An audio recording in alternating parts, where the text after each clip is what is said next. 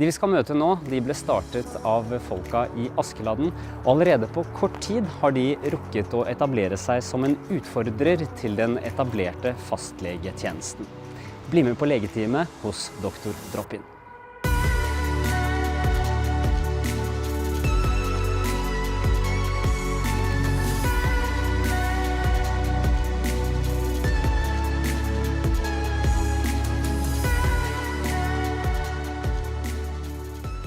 Dr. Drop-In et moderne legetilbud på pasientens premisser.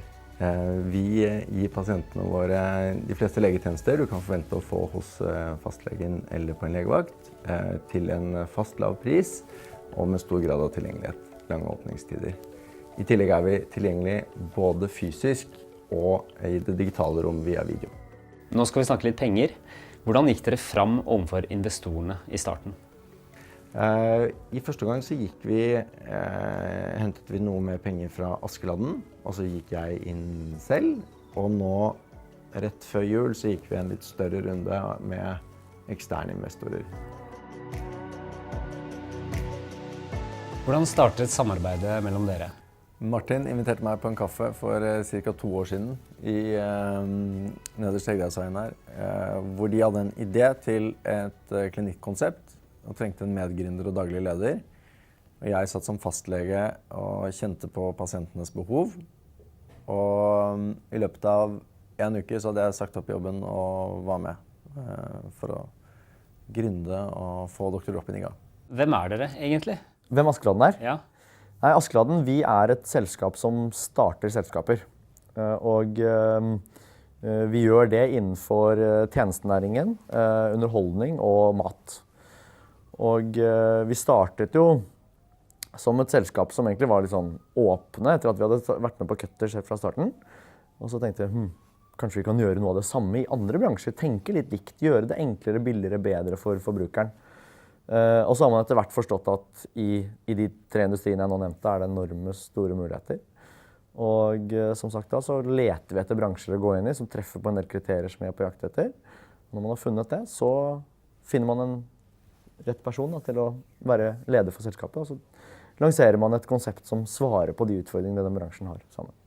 Hva det som skal til for å hente penger hos investorene? For å hente penger hos investorer, eller for å klare å hente penger generelt, det tror jeg et resultat av 4 ting.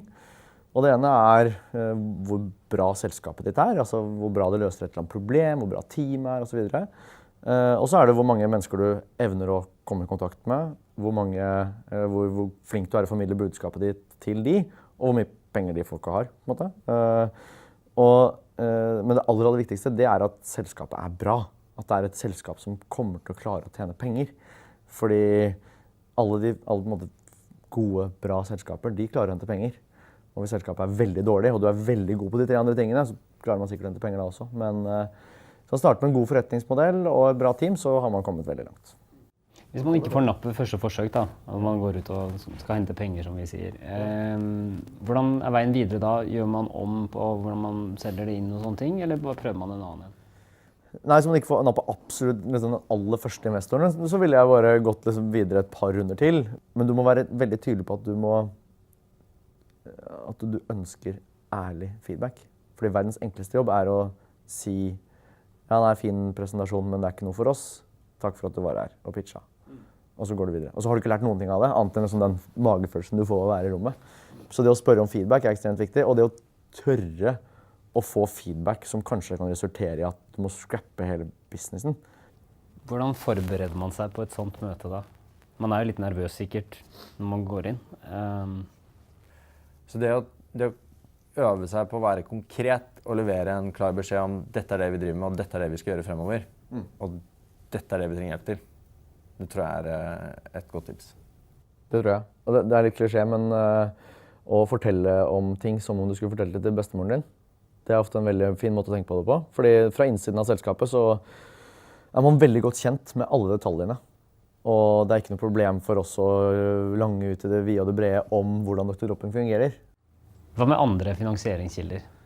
Nei, i tillegg til egenkapital så det flere måter å finansiere et selskap på. Og den aller beste måten å gjøre det på, det selvfølgelig å lage et selskap som klarer å tjene egne penger.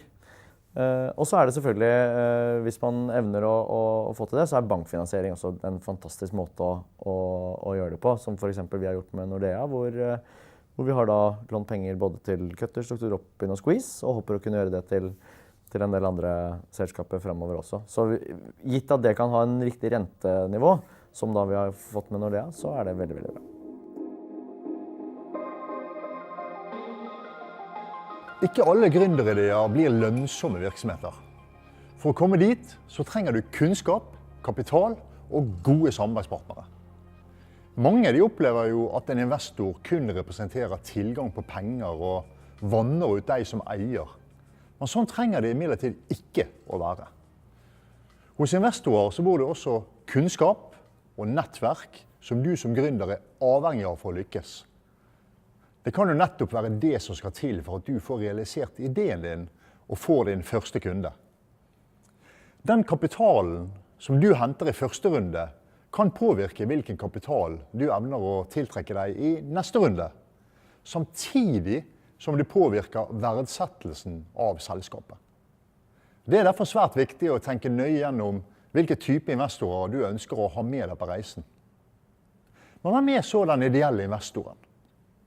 Den ideelle investoren en person som stiller kritiske spørsmål, bringer inn erfaring og kompetanse på områder som du ikke selv besitter. Den ideelle investoren også en langsiktig investor som bidrar til din ekspansjonsreise. Derfor det avgjørende at du gjør en grundig jobb og bruker tid på å 1. Sette sammen et riktig styre, 2. Sette sammen det riktige investorteamet, og 3. Legger en langsiktig investorstrategi. Hva dine beste tips for å lykkes? Det at man må tørre å spørre om hjelp, for man får ikke til alt selv. Og så må man ha en idé som kommersielt levedyktig. Du må på en enkel måte kunne forklare folk hvordan du skal tjene penger på noe. Og den tredje vel at det kreves rett og slett ganske mye hardt arbeid for å stable et nytt selskap på bena. Og så vil jeg legge til en, og det at det aller viktigste for å lykkes, det at man må prøve å lykkes. 20% av Norges befolkning sier at de har lyst til å bli gründere. 1% prøver, og av de så det jo en viss andel som faller fra, men mange lykkes av de som faktisk prøver. Så det aller viktigste bare å prøve.